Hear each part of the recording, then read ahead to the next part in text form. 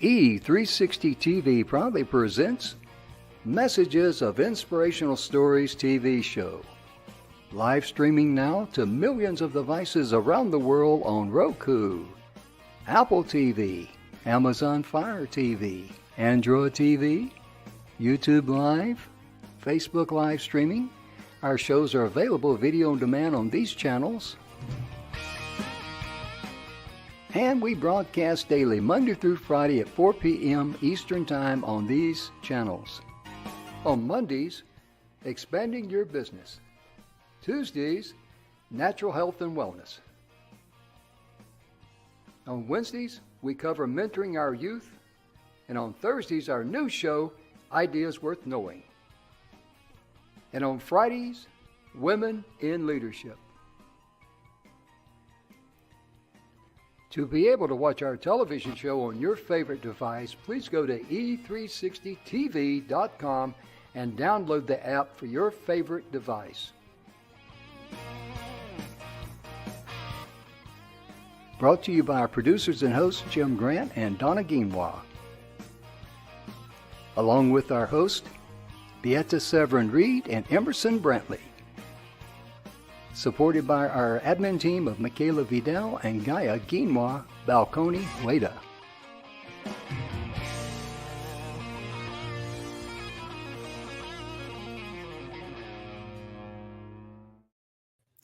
And welcome to the show, ladies and gentlemen. The messages.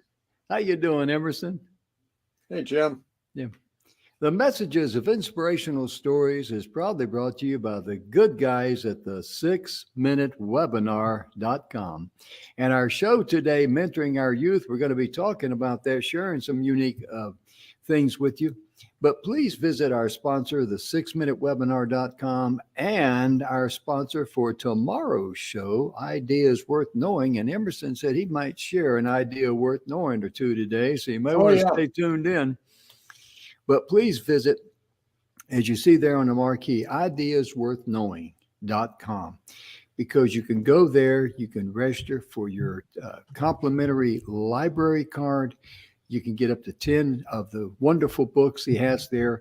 And Mike is working on that site. He's updating it, and he is getting more and more books there. And, you know, we just encourage you to check it out and get some great information there, because that's a great place also to start. When you're talking about mentoring youth, you know, you may want to start mentoring yourself first and, you know, learning, you know, being able to share your story about how you overcame obstacles, because that's the kind of stories that kids need to know. And need to understand that you weren't born just with, you know, a paved street in front of you, a silver spoon in your hand or whatever. They need to know that you struggle too. And that's very important, because it shows them that you were not bulletproof either. That's very important, isn't it, Emerson? It is. It is. It's very easy to look at somebody who's already gone through the mill and who has already achieved things in their life, and not have any real sense of what the process was that they had to go through. And this is for anybody. It's especially true for those of you who I'll say are who are women.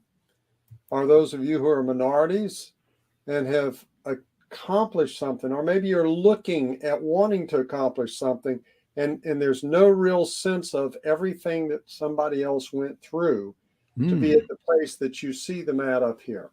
And we just have to appreciate the fact that there are going to be roadblocks and challenges and obstacles in our way.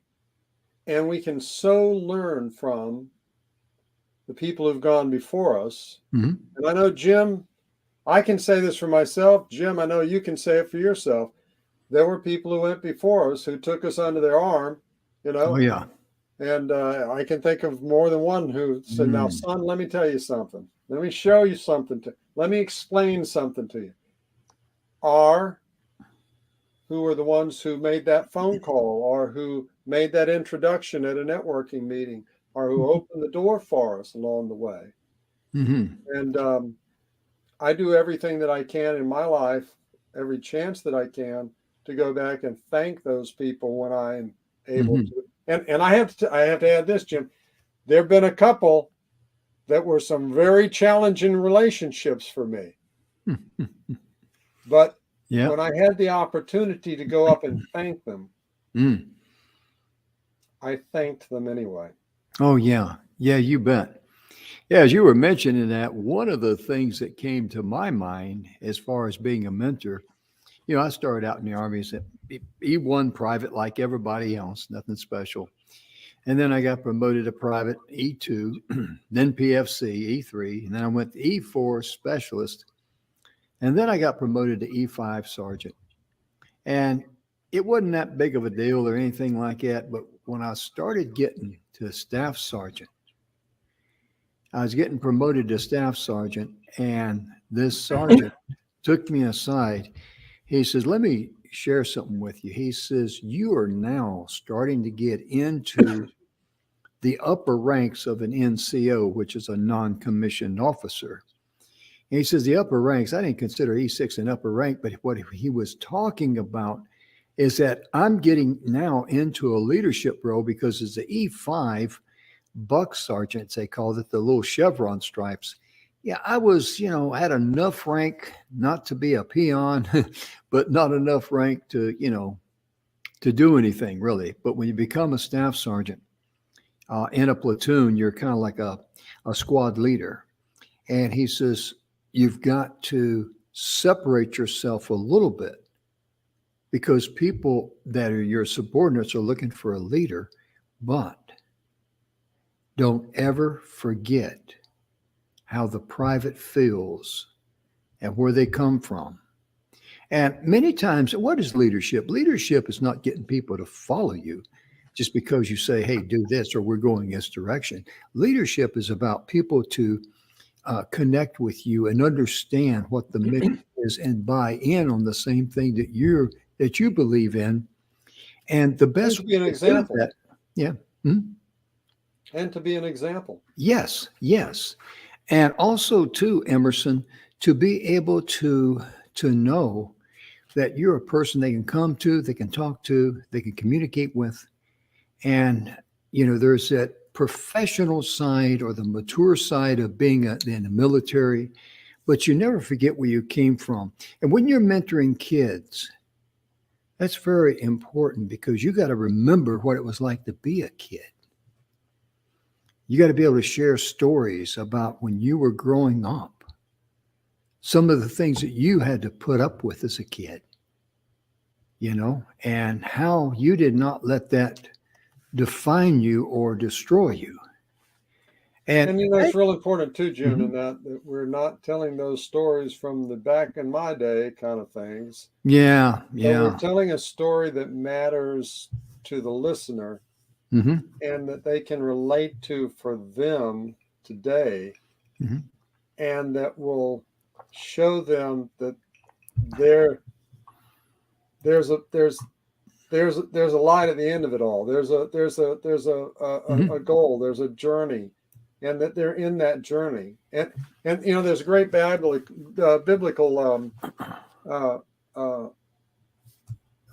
statement that I think it's in Isaiah. It says, God says He would make a highway through the wilderness. He would make a way where there was no way.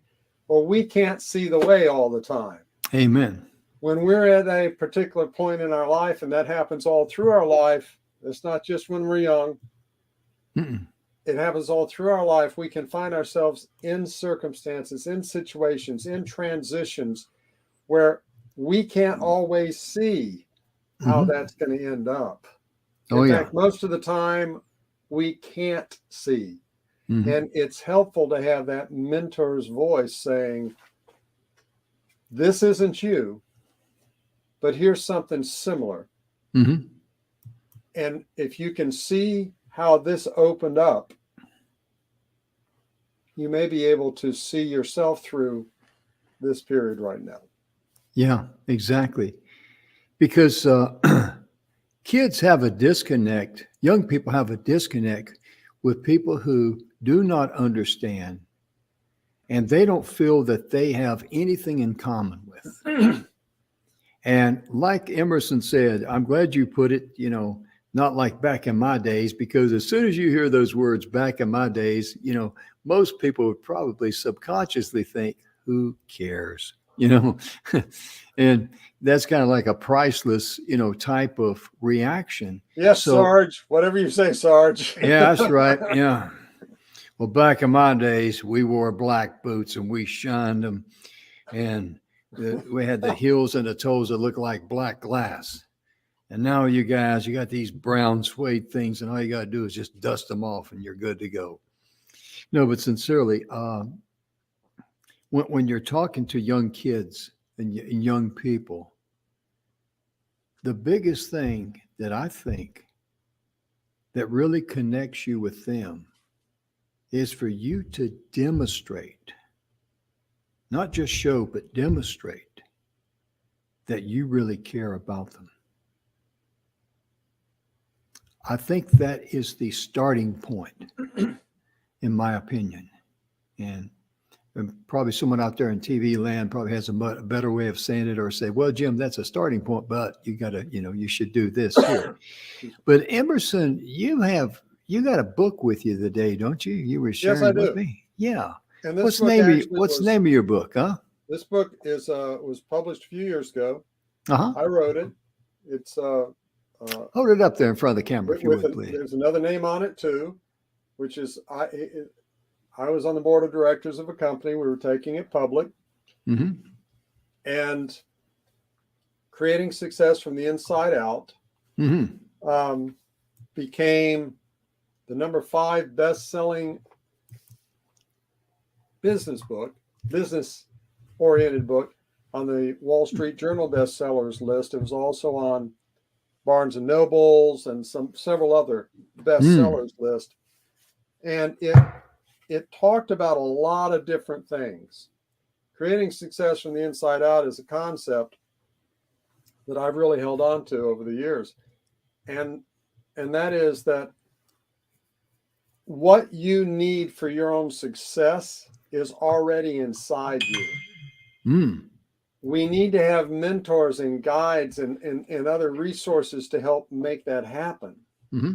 But understanding that your uniqueness and who you are is the core of your own success. Oh, wow. I like that. That's true. That's true. I never thought about it like that. Very true. Yeah. You are who you are. And out of the 8 billion people, we did a show here the other day, Jim, there's 8 billion people in the world. There is only one of you. And figuring out, this isn't just for youth, this is for all of us, figuring out our path and our uniqueness and how to make that uniqueness grow and shine and bring us that success at every level of our life, not just financial, but every level of our life. Today I'm going to talk about something, though, from this book that I added into it that is real specifically financial. Okay. And then we can talk about some other things too, Jim, if that's okay. Go right ahead, sir. Absolutely. All of you have some level of understanding, excuse me, of interest and compounded interest. If you put your money into an account and it makes 5% or 10% or whatever, your money grows. It doesn't grow a lot, but it grows. You see that. If you have a credit card or a car loan, every month there's an interest charge that gets added to it, and you see that. And most of the time, I think, Jim, we don't really think that much about it. It's just kind of there. It's part of life. But there's a thing, those of you who if you knew me well, many years ago, I was a mortgage broker, and that's where I initially learned about a thing called the time value of money. The time value of money. And I'm just going to ask this question. I'm going to give you 4 figures here. And Tell me which one is worth more. $5,000 today, $10,000 in 5 years, $20,000 in 10 years, or $80,000 in 20 years. Which is worth more, Jim? And I'm going to ask that of all of our viewers. Which would you rather have? $80,000 in 20 years or $5,000 today? Which is worth more? I think I'd rather worth more. That's the real question. I think I'd rather have $5,000 today because, you know, as years pass, and I could be wrong, and I know you're going to correct me when I am, but the way I'm looking at $5,000 today, you know, it's going to take so much more to fulfill that, but you could take that $5,000 a day and start multiplying it today. Right. That's, you're thinking, and now you had a manufacturing business, you're thinking in terms of the time value of money. And it's not just a kind of a concept floating around out there. Ooh, you know, it's going to be worth more if I have it now, what I can do it. There actually are mathematical formulas. Okay. And banks and financial institutions use those formulas, and that's where their profit comes from. If you ever wonder, I don't know how many of you have ever gotten a check sent to you. Maybe it was a rebate check or something, but a check sent to you from out of town, and your bank wanted to hold it for 2 or 3 or 4 days before they credited you with it. Yeah, I've had it happen to me. Guess what? This is why. Because your bank was able to take it. You couldn't touch it for 2 or 3 or 4 days. Right. Sometimes longer than that, could be a week. And they are generating money on it. And dirty rats. That's the time value of money, and they understand it. Car dealers. Let's take the other side of it. Car dealers have what's called a floor plan. A lot of companies do. You might have had that in the manufacturing business, Jim. And the floor plan is what they call when they get a car on the lot, they have a certain number of days where they're not charged interest on that car. That's right. It's a floor plan that they have. Now, if it passes that day, let's just say they have 30 days. If it passes that and goes to, say, 31 days, now they have all of that interest added to it, plus however many more days it sits on the lot. Yeah. A car dealer, not a manager necessarily, but a car dealer will, and I've seen it personally firsthand more than once, they will sell a car to you for less than they paid for the car. If that car has been sitting on their lot a certain number of days, they know every day it sits there, it's costing them more. And rather than paying more, they'll take less. But that doesn't make sense to most people, Jim.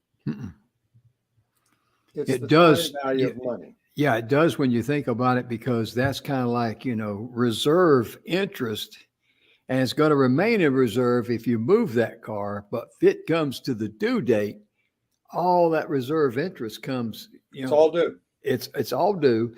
And then as it continues on, it's just going to get compounded more and more and more. So now, I can understand that. I really can. Yeah. So mathematically, and Jim, you're sharper than the average bear. Did you hear that? I'll say it louder if you need to have it, and call Evelyn and have her go ahead. Hey, listen to this. He said, I'm dumb. I mean, smarter than You're the sharper average. than the average bear. I gave you 4 figures, 5,000. And I didn't even pay him $20 to say that either, folks. No, go ahead. Let's go. If he did, I've never seen it. Yeah. $5,000 today, $10,000 in 5 years, $20,000 in 10, or $80,000 in 20 years. Folks, mathematically, they are all equal. They are all equal. Now, that is assuming a certain percentage of interest that you're able to use. Now, I like to use an interest rate of 15%. Mm-hmm. And a lot of people say, oh, that's a lot, or that's not enough, or whatever. I like to use it just mathematically when I'm trying to think through this. Mm-hmm. And here's why. If you earn 15% a year on your money, Mm-hmm. your money doubles every 5 years. That's right. It doubles.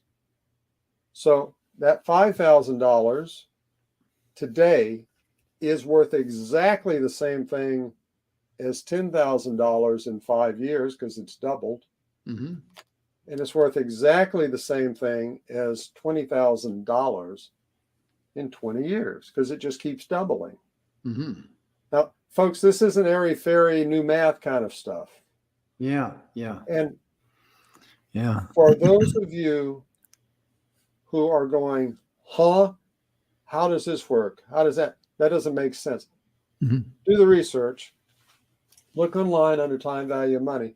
And I'm going to give you a real specific example. Excuse me. This is so important. The reason it's important is because we make little decisions along the way.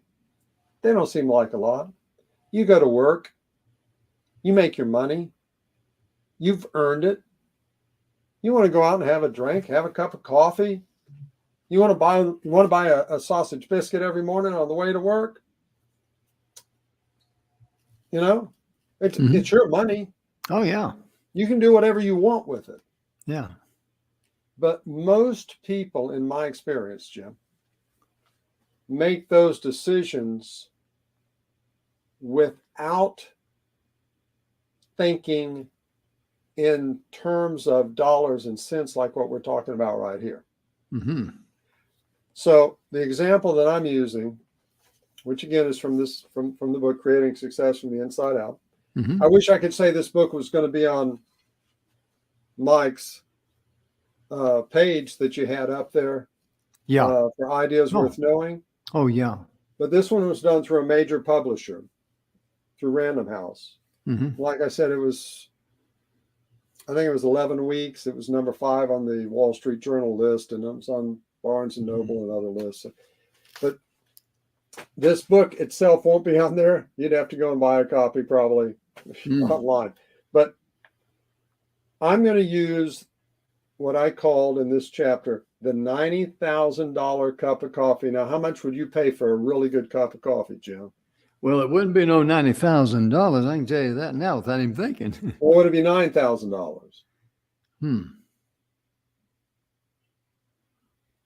I'm wondering where you're going with this. $900. No. Okay. No. So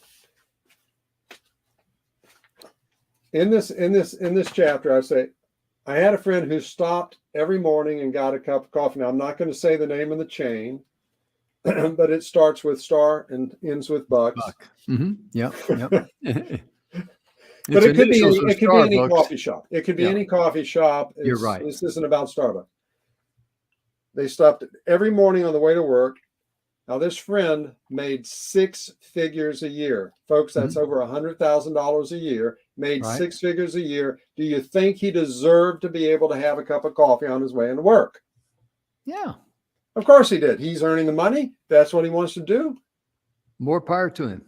Hey, more power to him. Yeah. That's what he liked. He stopped every morning on the way into work. Cost him $4 back then. It's a little more now. Now, that's his little extravagance. He owes it to himself. He works hard. He makes the money. It's a cup of coffee. Costs $4. Mm-hmm. Do we need any more excuses here? Do we need any more reasons or rationale? Nope. Have we all made decisions like that in our life? Oh, yeah. Piece of cake. Right. So let's look at the numbers. Okay. So 5 days a week, he spends $4 for a cup of coffee. Like I said, it's more now, but let's just use the numbers that I have here in the book. 4, 5, 20 times 50 weeks. 50 times 20, that's $1,000. $1,000 a year. Mm-hmm. Okay. Now let's say that he does this for the next 30 years. Okay. Well. Now, those of you who are really young, it's like 30 years is like the end of the universe. But you know what? If you're in your 20s, the chances are you're going to be working for another 25 or 30 years. Amen. So it doesn't matter if it's the same job or not, right? Mm-hmm. That's true. So let's say that he gets in this habit. That's what he does every day. Stops, gets his cappuccino, gets his latte or whatever. Mm-hmm. Now, if you multiply 30 years times $1,000 a year, how much is that, Jim? $30,000. Okay. Now, let's say that all he could get, he wasn't 15%. Let's say he could get 6% a year, Mm-hmm. which I think even some of the money market accounts and things in my bank pay that now, or close to it. Right. So let's say it's 6% a year. Okay. So he spent $30,000 on coffee, Mm-hmm. spread out over 30 years, and ain't a lot. $4 a cup. But at 6% interest, it's $89,000, $89,545. That's where the $90,000 cup of coffee comes from. I'm with you now. You with me? Yeah. Now, so we all understand how, okay, yeah, but he's earning interest on it. How does that make $90,000 worth $1,000? Because the way the math works, it's worth the same both directions. Yeah. It's the same thing. Mm-hmm. So if you spend this money today Mm-hmm. and you're not earning the money, what you actually have spent is the accumulation of that money over that whole period of time. I'm getting a little deep here. Let's take it a different step. Let's say that you use your credit cards. Okay? Yeah. I'm pulling up. Let's say you use your credit cards. Mm-hmm. You get a good deal. I don't know what you want to buy. What do you want to buy, Jim? A rod and reel, a fishing boat, or you deserve it. What do you want? Realistically, I'm pretty well satisfied. But just for a sake, Just for the sake of. Let's just say I'd like to buy some new equipment for the studio. I like getting some new cameras, new lights. I like to spend about $15,000. $15,000. Okay. Yeah. And you probably pay off your credit cards every month if you can, right? Yeah. Okay. So you pay them off every month, but that's a bigger month than you normally would have. Am I right? Oh yeah. Okay. So they've got a sale. Here's $25,000 worth of equipment that you can get for say $12,000. You go, wow, that's a great sale. Oh yeah. Can't pass it up. So we buy the sale. The credit card payment comes due. Well, that's a little bit more than you usually pay in a month, probably. And so you roll it into the next month. Mm-hmm. Maybe you pay the minimum this month. You got to do something to fix the tractor or the truck. Yep. And all of a sudden, you haven't saved all that money that you thought you were going to save. That's right. That interest has just been chipping away at it. Did you get as good a deal? No. No. Not at the all. deal is the same deal, but you're adding this other stuff into it. Folks, Mm-hmm. Interest is like that. Yeah. Interest that you are, when you're getting a great deal, mm-hmm. It's like it's a closeout, end of the season. They've got the outfits that you want, or they got the equipment that you want, or they got whatever. And so you go, man, I'm going to jump on this. And hey, it's a tax-free holiday. They do a lot of those here where I live. Tax-free holiday. I'm going to save that 7% or whatever. And you do this, and it. Hey, this month I got to get a front end alignment. I got to do this. I've got to do that. I got to do the other. And it stretches out. Mm-hmm. You've just lost the advantage. Oh yeah. Because there's that interest over there, and it's just chipping away at it. It's chipping away at it. It's chipping away at it. Now multiply that by your life. And when we buy things or we do things or we make decisions, no matter how little they are, it can be the $4 cup of coffee, it can be $20,000 worth of equipment for Jim. When we're doing those things month after month after month after month, we're spending that money. Mm-hmm. Even if, Jim, you pay it all off. Yeah. You pay it all off the same month. You got that Mm-hmm. deal. That's great. But how much is that money worth with the time value of money if you spread that money out and we're able to invest it and be earning that money on it over the next 5 years, 10 years, 15 years, or 20 years? Now, folks, I'm not a wet bucket of water here. If you work hard, you deserve to be able to enjoy yourself and everything else. What's important is that you understand the math works for you or the math works against you. There is no escaping the math. The math is real. And when we are looking at the things that are important and the purchases that we make and the decisions that we make or the investments that we make and the cats that we buy and the cat food and the kitty litter box and everything else. That's what's been bothering me here. Yeah. When we look at all of these things and we just look at them from the value of, I want it, I got it, I deserve it, I can afford it, why shouldn't I have it? This is what I need, this is what I want. And we look at it without considering every purchase we make is an investment lost. Every time we pay less than a credit card balance, we are paying more than whatever the sale was that we got. Yeah. Anytime we take the money that we do have, that we've worked hard for, and we don't use it in a smart way, all we're doing is we are cutting our own dreams at the knees. You know, that's very interesting. I've never thought about like that in that degree. And I can see why that book was such a tremendous bestseller. And you may want to get with Mike and just record a portion of it if you can, without getting in any type of legal mumbo jumbo there or anything. But, to put that on, the idea is worth knowing because, ladies and gentlemen, what Emerson just shared there is something that, especially kids in college, their credit cards, they throw them at them just about. Oh gosh, yeah. They don't have a clue how this can snake bite them and enslave them.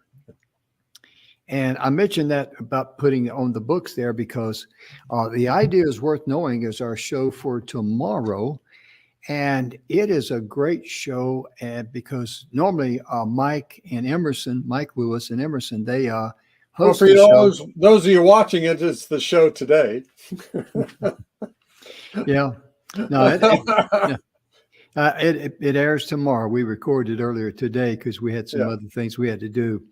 But the important thing is that in those books there, you can get a complimentary library card. Oh yeah. With no strings attached. And you can go there and you can get 10 books if you want to. You can get 3 books now and 7 later, whatever you want to do. And these are all digital books. But Emerson, what you just shared there, especially for the young people out there, especially mentoring our youth, my goodness gracious, that is a topic that they don't teach it in school. No, they don't even teach you how to even balance a checkbook in school. No, not at all. Oh man. Not at all. And Jim, I have to say, it took me a while to figure this stuff out in my own head. Oh, even looking at the books. Oh yeah. And as a mortgage broker, I specialized in discounting mortgages. I won't even get into that at this point, but if I can discount a mortgage, I actually make more money on my money than if I'm buying it at the full face value of it. I mean, the way the math works, the math works. And Yeah. there's a great saying that we had in the business: figures don't lie, but Oh, liars figure. amen. They do. Yeah, that's true. And we have to be willing to put ourselves out and in a position to be willing to learn from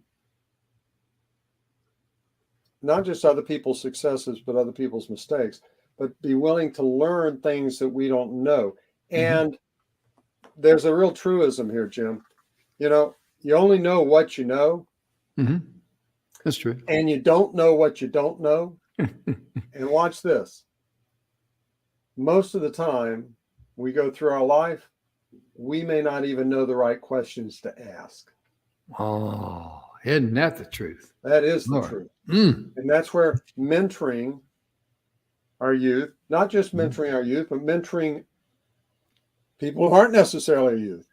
Right. But mentoring and taking the knowledge base that you've learned over the years and sharing that so that other people are able to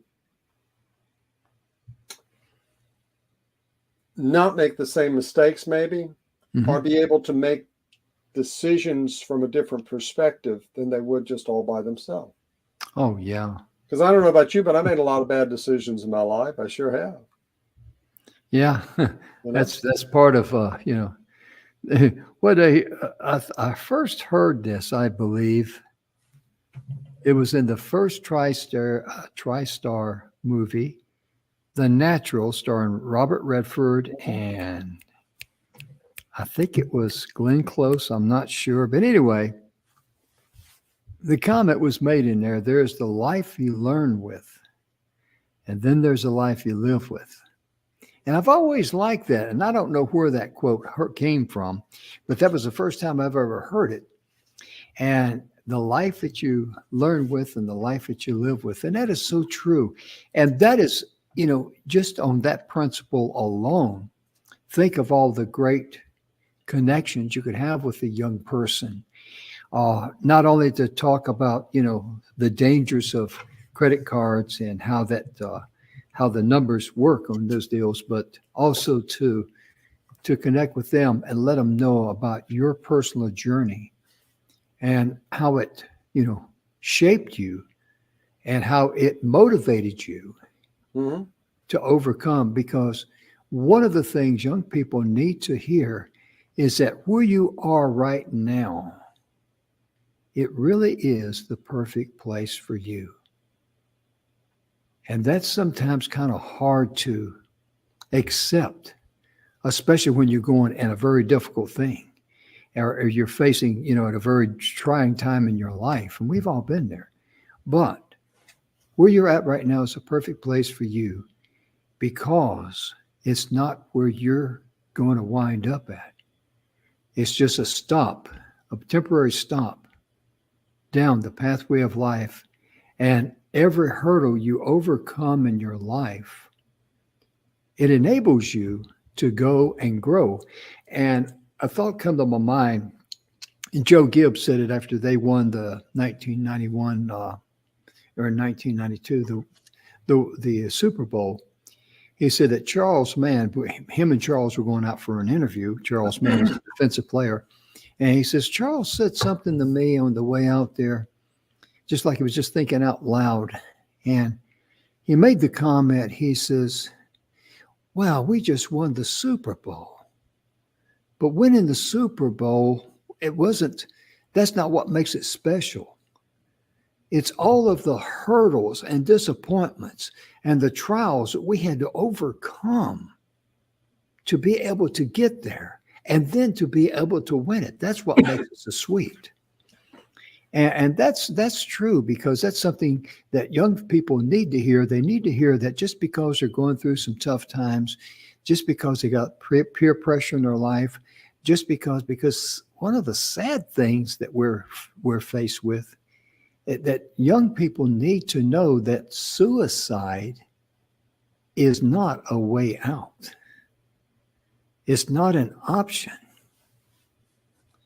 And because suicide, for young persons in a very difficult situation, or got a lot of peer pressure, or feels like the world is closing in, there is no tomorrow, suicide can, because it comes from the dark side of life, and it always camouflages itself. The dark side of life is like a cow patty that sprays whipped cream over it and then puts a cherry on top, pretending that this is a delicious dessert when all it is just a cow patty. But young people, they look at that and they think about it. And that's one of the most tragic things can happen to a young person, is that they give up on life and they quit living. And that's why being a mentor to help them and be there for them, that's why it's so valuable. Because in one of the, I went to a place called 13 Reasons Why Toolkit.org. I'm going to repeat that again. It's 13 Reasons Why, WHY, Toolkit.org. Guidance for youth. And right out of the gate, the very first thing they talk about, suicide is the second leading cause of death for young people between the ages of 10 and 24. My goodness. So that's why I wanted to, mention that, because that's the first thing out of those people's, on their website, the first thing they make is that statement about suicide being the number 2 killer of young people between the ages of 10 and 24. Yeah. And you think about a 10-year-old,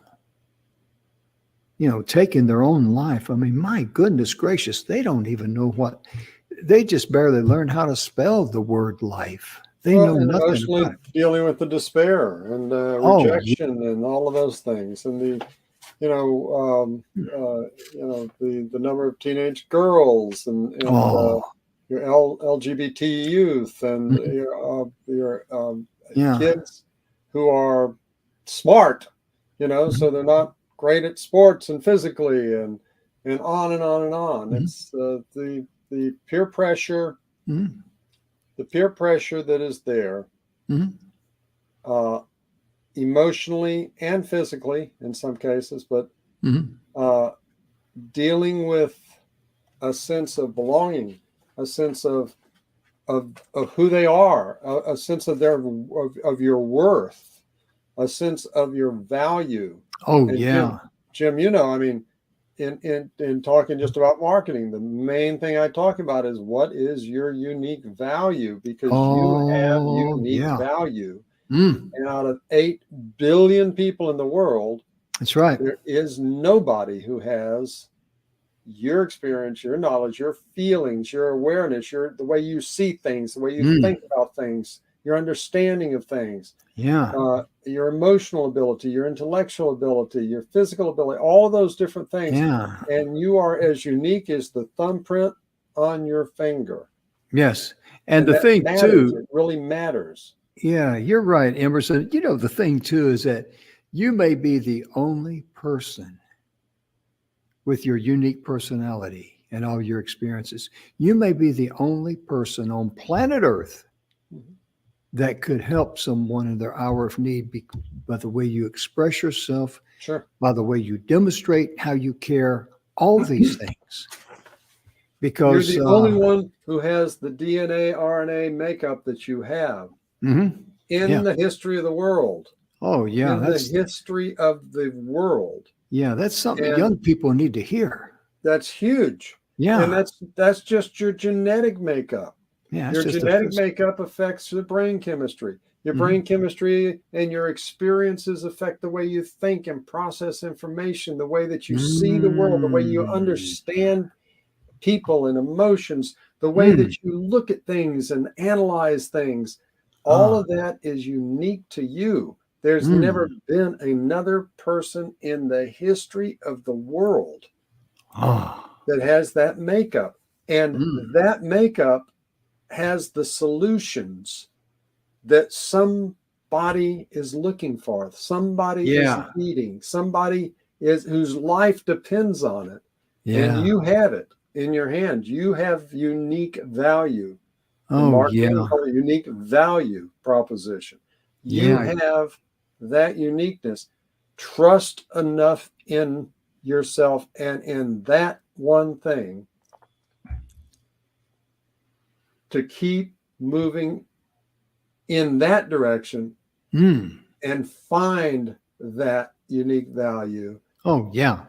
And all the naysayers, all of the people who are causing you hassles and problems and who are texting and using social media or doing any of the other stuff that you're up against, trust that that's bigger than all of that. Oh, yeah. Because it is. It really, truly is. And one of the things that young people really need to understand, they need to hear this. And there's older people too that really need to hear this, is that whatever you think you are, your mind will not, your subconscious mind will never let you fail. That includes worry. That includes shortcomings. Well, and by fail, what Jim means is if you're thinking it and it's dark and negative and everything else, it'll make sure that everything falls in line to make that true.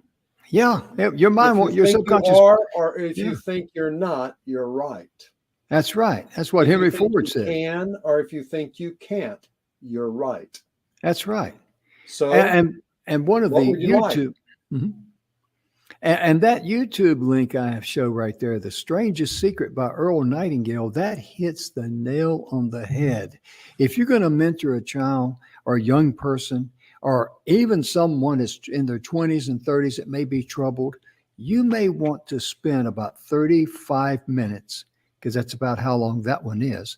The Strangest Secret by Earl Nightingale. There's other programs on there by Earl, but that is one that you need to listen to, get your mind around it, and let it blossom in your life, because the strangest secret of it is, no matter what you ask of the universe cannot say no. That's right. That's kind of hard to believe, isn't it? First time I heard that, Emerson, I got to be honest. They said, whatever you ask of, you've heard of that thing, whatever you ask of life, life will give you. And I thought that was just a nice little saying, light cotton candy kind of a deal. Oh, you're gonna make me repeat that one, aren't you? Huh? I'm going to do what now? You're going to make me repeat that, aren't you? Oh, yeah. That's why we got time. But really, I mean, the subconscious mind, it will not let you fail. It really won't. It will not, I've never, you think about it, look at your own life. I mean, down my pathway of life, no matter what I was thinking, if I was thinking positive, if I was thinking negative, I mean, I didn't wake up one day and even though I was thinking positive and then boom, I get dropped into Negativeville and vice versa. If I'm thinking bad things are going to happen, I didn't all of a sudden, get dropped into Successful City. It doesn't work like that, does it, Emerson? You got to keep your mind on the things that you want. No, it doesn't work like that. But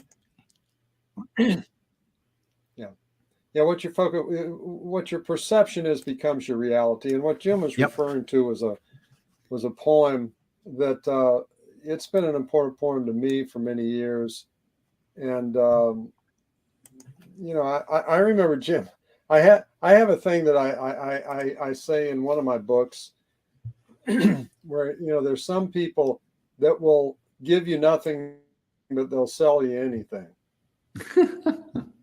And we've all known people like that. And I had some motivational speaker the first time I ever heard this, and I went up afterwards. I said, I'd love to get a copy of that.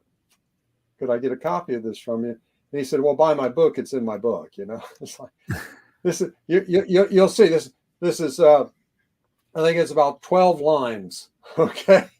But what Jim is referring to is most sources say that it's by anonymous, an anonymous person. Others say it's by an author named Rittenhouse, but it goes way back, over 100 years. I bargained with life for a penny. Yeah, and life would pay no more. Mm-hmm. However, I begged at evening when I counted my scanty store. For life is just an employer, gives you what you ask, but once you've set the wages, you must bear the task. I worked for a menial's hire, only to learn dismayed that any wage I had asked of life, life would have willingly paid. Yeah, that's it. That's it, brother. And that is so true. It is so true. Yeah. So next week, ladies and gentlemen, see our show. We're going to charge $1.50 an hour on your cable TV. But I'm just kidding you. I'm just kidding you. No, but really, that's so true. And that's something that I never really thought about over the years. You know, and Jim, like if anybody sends an email, put your email up there. If anybody sends an email to us, I'll provide a copy of that for you. Okay.